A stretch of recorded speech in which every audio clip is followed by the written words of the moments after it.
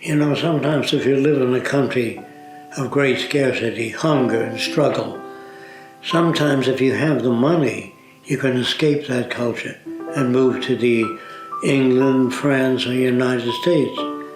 If you can leave, not everybody can leave the culture they live in. Not everybody can leave Haiti if the bubonic plague breaks out. They just can't get in and move away. They can't go to the airline office and buy tickets. Although everybody would like that kind of flexibility. But the nations of the world can't afford that flexibility. That is, they don't know how to achieve it. I hope that using science and technology will make a future where there are less drastic choices and more opportunities for more people.